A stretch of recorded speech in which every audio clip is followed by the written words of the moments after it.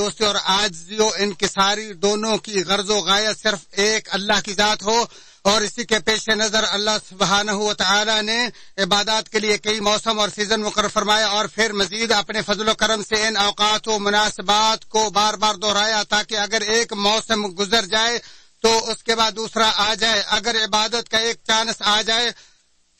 آیا اور اللہ نے اپنے بندوں میں سے جس کے لیے چاہا اس سے کچھ حاصل کر لیا تو آن قریب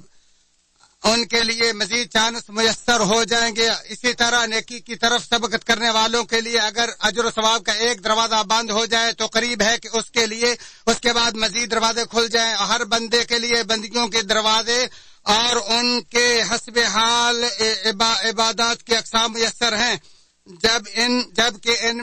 ان سب میں اہم ترین چیز صدق نیت اور بلند ہمتی ہی ہے، جیسا کہ ارشاد باری تعالی اے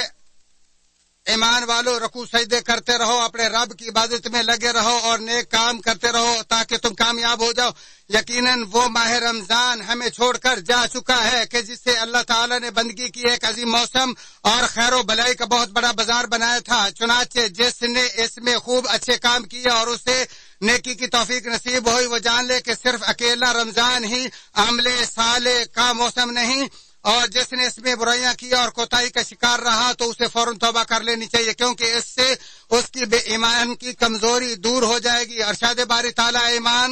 اے مسلمانوں تم سب کے سب اللہ کی جناح میں توبہ کرو تاکہ تم فلاح پا جاؤ۔ ایمان کی ہمیشہ شاندار نگرانی، حفاظت اور نیکی کی توفیق ایک ایسی عظیم نعمت ہے جس پر لگاتار شکر خداوندی بہت ضروری ہے۔ قبولیت عمل کی کچھ علامات اور نشانیاں ہیں۔ سو رمضان کے بعد بھی اگر کسی کا دل نیکی کی طرف مائل ہو اور نیکی کرنے اور اس میں اضافے اور اس کے راستوں پر چلنے کا شوق ہو تو یہ ایک ایسی خیر و بلائی کی نشانی ہے جو اللہ تعالیٰ نے اس کے لیے پسند فرمائی، اور ایک ایسی نیکی ہے جس کا اللہ تعالیٰ نے اس کے لیے بندوبست فرمایا۔ بلا شبہ نیکی کا ثواب، اس کے بعد دوسری نیکی کی توفیق، اطاعت و فرما برداری پر ثابت قدمی بندگی کی ابتدا سے بھی بڑی نعمت ہے، اور اگر تمہارا نفس اعراض، تقصیر اور کاہلی کا شکار ہو جائے تو تمہیں اللہ تعالیٰ سے استغفار اور قبولیت کی دعا کرنے کی بہت زیادہ ضرورت ہے۔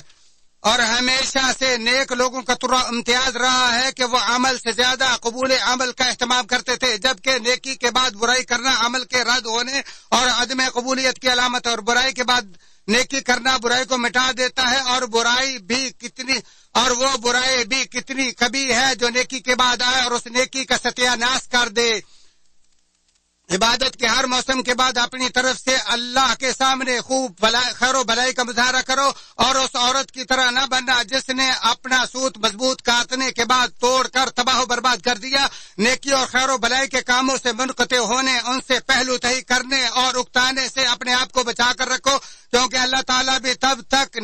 تم سے نہیں اکتاتا جب تک تم اس سے نہ اکتا جاؤ، اور سب سے افضل اور اس اللہ کا پسندیدہ عمل بھی وہی ہوتا ہے جس پر ہمیشگی کی جائے اگرچہ وہ تھوڑا ہی کیوں نہ ہو، جیسا کہ نبی مکرم صلی اللہ علیہ وسلم نے فرمایا اللہ تعالیٰ کے نزدیک سب سے زیادہ محبوب عمل وہی ہے جس پر ہمیشگی کی جائے اگرچہ وہ تھوڑا ہی کیوں نہ۔ بخاری و مسلم۔ جس نے رمضان میں عبادت کی لذت و حلاوت چکھ لی اور اس کا سینہ اللہ کے لیے خضوع اور عاجزی سے بھر گیا تو اسے کثرت کے بعد قلت اور بیداری کے بعد غفلت سے اللہ کی پناہ مانگنی چاہیے، کیونکہ نیکی کی عزت کے بعد نافرمانی کی ذلت اور رسوائی انتہائی بھیانک ہوتی ہے۔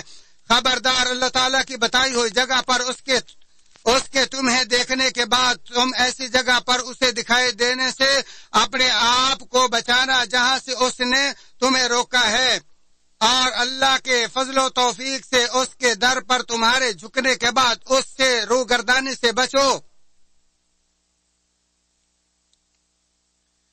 خبردار، کہیں اللہ تعالیٰ سے پیٹھ پھیر کر نہ اڑنا، کیونکہ وہ اپنے دونوں ہاتھ پھیلائے تمہاری دعا کا منتظر اور تیرے رجوع و توبہ سے خوش ہوتا ہے۔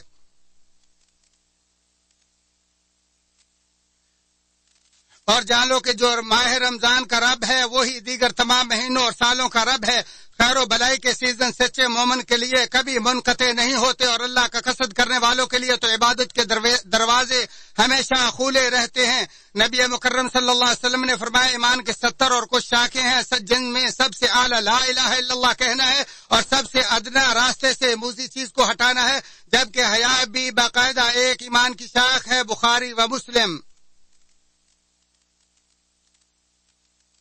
اور جب کسی مسلمان کے لیے بہت سی عبادات جمع ہو جائیں تو وہ بھی جنت حاصل کر سکتا ہے، اگرچہ وہ غیر رمضان میں ہی کیوں نہ ہو۔ رسول اللہ صلی اللہ علیہ وآلہ وسلم نے فرمایا آج تم میں سے کس نے روزہ رکھا ہے؟ ابو بکر نے کہا جی میں نے۔ پھر آپ نے فرمایا آج تم میں سے کون جنازے کے ساتھ گیا؟ ابو بکر نے کہا جی میں۔ پھر آپ نے فرمایا آج تم میں سے کس نے کسی مسکین کو کھانا کھلایا؟ ابو بکر نے کہا جی میں نے۔ پھر آپ نے فرمایا آج تم میں سے کس نے کسی مریض کی تیمارداری کی؟ ابو بکر نے کہا جی میں نے۔ چنانچہ رسول اللہ صلی اللہ علیہ وسلم نے فرمایا جس میں یہ ساری عبادتیں اکٹھی ہو گئیں وہ جنتی ہے۔ مسلم شریف۔ حقیقی خوش نصیب تو وہی ہے جس نے رکاوٹ حائل ہونے سے پہلے سنہری موقع کو غنیمت سمجھا اور سارے سال میں رمضان کی طرح بلائیوں کی طرف جلدی کی اور نیکیوں میں مقابلہ بازی سے کام لیا، کیونکہ اللہ تعالیٰ کے در کی حاضری تو کسی وقت یا موسم کی محتاج نہیں ہوتی۔ مومن کی زندگی کا کوئی لمحہ ایسا نہیں ہوتا جس میں اس پر اللہ کی اطاعت و فرما برداری میں سے کوئی وظیفہ نہ لاگو ہو، لہذا مومن انہی وظائف میں ہمیشہ گردش کرتے ہوئے خوف و امید کی باہمی حالت میں اپنے مولا کا قرب حاصل کر لیتا ہے۔ اپنے اعضاء سے بکثرت اعمال کرنے سے جس کی ہمت جواب دے جائے یا مختلف کار خیر میں خرچ کرنے سے جس کے ہاتھ بے بس ہو جائیں تو اسے کم از کم اللہ تعالیٰ پر مکمل بھروسے، اس کی جناب کے دائمی شوق، اس کے خوف تعلق باللہ اور مسلمانوں کے بارے میں سلام صدر رکھنے کے ذریعے اپنے قلب و شریر کی اصلاح کے سلسلے میں مغلوب نہیں ہونا چاہیے، اور اس کے لیے اپنے لسان و قلب سے اللہ تعالیٰ کا بکثرت ذکر کرنے، ہم وقت دعا و استغفار میں مصروف رہنے اور ہم و خاص ہر مسلمان کی خیرخواہی کرنے سے وہ سب کچھ حاصل ہو سکتا ہے جس سے وہ عاجز و بے بس ہو چکا ہے۔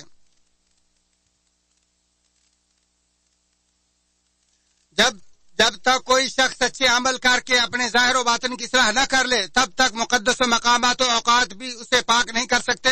پاکیزہ دلی اور کسر نفسی کے بغیر جسمانی اعمال کی کثرت بھی بے سود ہے، لہذا عقل مند انسان ہمیشہ اصلاح قلب پر دھیان دیتا ہے اور اپنے باطن و شریر کی ہمہ وقت جانچ پڑتال کرتا رہتا ہے۔ اچھی نیت رکھنے سے بندے کو ہر چیز کا اجر و ثواب مل جاتا ہے، یہاں تک کہ کھانے پینے اور سونے کا بھی، اور اس کی ایک نیکی بوجہ نیت بہت زیادہ نیکیاں بن جاتی ہیں، جیسا کہ نبی مکرم صلی اللہ علیہ وسلم نے فرمایا حتیٰ کہ وہ لقمہ جو تم اپنی بیوی کے منہ میں داخل کرتے ہو مومن کا عمل برتے دم تک منقطع نہیں ہو سکتا، کیونکہ اللہ تعالیٰ نے مومن کے عمل کی انتہا موت کے سوا کوئی مقرر نہیں کی، جیسا کہ اللہ تعالیٰ نے فرمایا اپنے رب کی عبادت کرتے رہو یہاں تک کہ تمہیں موت آ جائے۔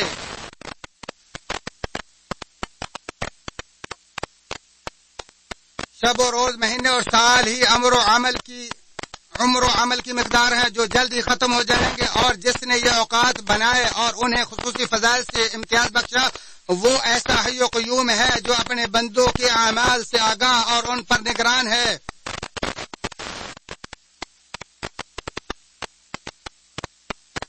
اور بندہ جتنا وقت اپنے مولا کی اطاعت کے بغیر گزارتا ہے وہ سب اس کا خسارہ ہے، اور جو لمحات اللہ کے ذکر سے غفلت میں گزارے وہ اس کے لیے روز قیامت حسرت و ندامت ہوں گے۔ جو شخص افراط و تفرید کا شکار ہو اسے جان لینا چاہیے کہ موت کے مشاہدے تک اس کے اور توبہ کے درمیان کوئی چیز رکاوٹ نہیں ہے، جیسا کہ نبی مکرم صلی اللہ علیہ وآلہ وسلم نے فرمایا اللہ تعالیٰ اپنے بندے کی توبہ قبول کرتا رہتا ہے یہاں تک کہ اس کی جان ہنسلی تک پہنچ جائے۔ اسے احمد نے روایت کیا ہے۔ اپنے بندوں کے ساتھ مہربانی اور احکام شریعت میں اپنی حکمت کی بنا پر اللہ تعالیٰ نے اپنی مخلوق کو سب کچھ چھوڑ چھاڑ کر ہمہ وقت عبادت پر لگے رہنے کا پابند نہیں کیا، اور نہ ہی انہیں اس روحانیت کا پابند کیا ہے جو سراسر فطرت کے تقاضوں کے خلاف اور جائز و ناجائز ہر قسم کی نفسانی رغبات و خواہشات کی سرکوبی ہے، بلکہ اس نے ہر چیز کی ایک خاص مقدار و اجل مقرر کی ہے۔ جس طرح کے عیدوں کو فرحت و سرور اور کھانے پینے کے ایام قرار دیا، مگر غفلت و نافرمانی کے بغیر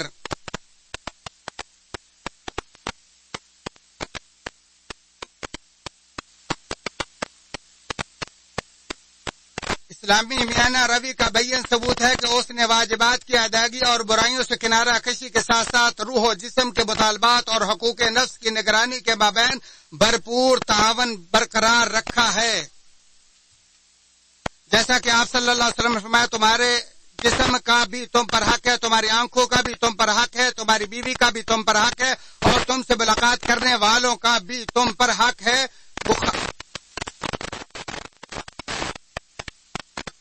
بخاری و مسلم۔ اس کے بعد مسلمانوں،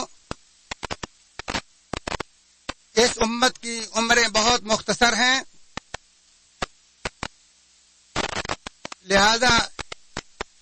مختصر اعمال ان ممتاز اور عظیم اوقات میں کر کے بڑے اعمال اور بڑی نیکیاں کمانے کی کوشش کرو۔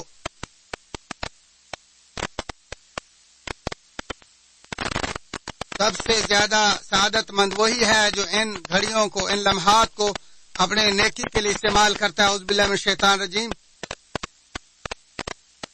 جس نے نیکی کی، خواہ وہ مرد ہو یا عورت، اور اللہ کے لیے اس نے کام کیا، ہم اس کو دنیا آخرت کی بھلائیاں عطا فرمائیں۔ اللہ تعالیٰ میرے اور آپ کے لیے قرآن عظیم کو بابرکت بنائے، اور اس کی آیات و ذکر حکیم کو میرے اور آپ کے لیے نفع بخش بنائے۔ اسی پر اتفاق کرتے ہوئے اپنے، تمہارے اور تمام مسلمانوں کے لیے اللہ تعالیٰ سے بخش مانگتا ہوں، آپ بھی اسے سے بخشش و معافی طلب کرو، بے شک وہی بخشنے والا مہربان ہے۔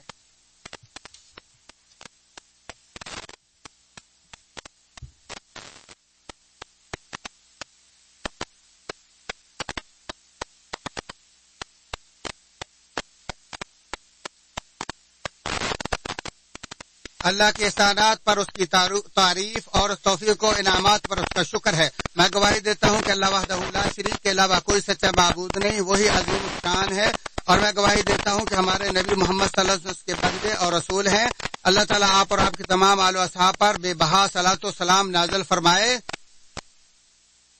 اے مسلمانوں، رمضان کے بعد بھی بندے کا صیام و قیام پر پابندی کرنا صرف اللہ کی توفیق کی بنا پر ہے، لہذا وہ نبی اکرم صلی اللہ علیہ وسلم کے اس فرمان کی بجا آوری میں شوال کے 6 روزے رکھے، جس میں آپ صلی اللہ علیہ وسلم فرمایا، جس نے رمضان کے 6 روزے رکھنے کے بعد شوال کے 6 روزے بھی رکھ لیے تو وہ سال بھر روزے رکھنے کی مانند ہے۔ مسلم شریف۔ نیز ہر مہینے سے 3 روزے رکھے یا ہر سوموار جمعرات کا روزہ رکھے، جبکہ یوم عرفہ کا روزہ تو صرف وہی رکھے جو حج نہ کر رہا ہو۔ اسی طرح یوم عاشوراء اور دیگر تمام مطلق و مقید اوقات کے روزے رکھے۔ نمازوں کے نوافل کی پابندی کرتے ہوئے جس قدر میسر ہو رات کو تہجد پڑھے، مخلوق سے حسن سلوک کے ساتھ ساتھ اللہ سبحانہ و تعالیٰ کا ذکر، تلاوت قرآن مجید اور دیگر تمام عبادات وغیرہ خوب بجا لائے۔ پھر جان لو کہ بے شک اللہ تعالیٰ نے تم کو اپنے نبی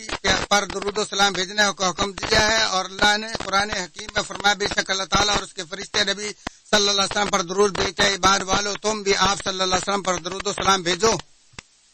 اے اللہ، اپنے ہمارے نبی صلی اللہ علیہ وآلہ وسلم، ہر نبی محمد صلی اللہ علیہ وسلم پر رحمت برکت نازل فرما، اور ان خلفاء راشدین پر جنہوں نے عدل و انصاف اور حق کی تنفیذ کے لیے اپنی زندگی بسر کر دی ہے، اور ان کے ساتھ ساتھ ہم پر اور دیگر تمام صحابہ پر بھی رحمت برکت نازل فرما۔ تمام مسلمانوں کو، اہل اسلام کو عزت عطا فرما، اور جو اس کے دشمن ان کو ذلیل و رسوا کر، اور اللہ اس ملک کو اور دیگر تمام اسلامی ممالک کو اپنی حفاظت میں اور اپنی نگرانی میں محفوظ فرما، اور مسلمانوں کے مقدسات کی حفاظت فرما۔ ہمارے اولیاء الامور اور دیگر تمام اولیاء الامور کو، اور ہمارے ولی الامر کے ولی عہد کو بھی اپنی رضا کی اور اچھے کاموں کی توفیق عطا فرما رہا ہے۔ اللہ ہمیں دنیا آخرت کی بھلائیاں عطا فرما اور عذاب نار سے محفوظ فرما۔ اے اللہ کے بندو، اللہ تعالیٰ عدل و احسان کا حکم دیتا ہے، اور قریبی رشتہ داروں کے ساتھ بھلائی کرنے کا، بے حیائی اور بغاوت اور منکرات سے تمہیں روکتا ہے۔ اللہ کو تم یاد رکھو، اس کا شکر کرو، اس کی نعمتوں اور اس کے احسانات کا شکر ادا کرو، اور سب سے بڑا ہے وہ تمہیں بھی یاد رکھے گا، اور جو تم کرتے ہو اس سے وہ آگاہ ہے۔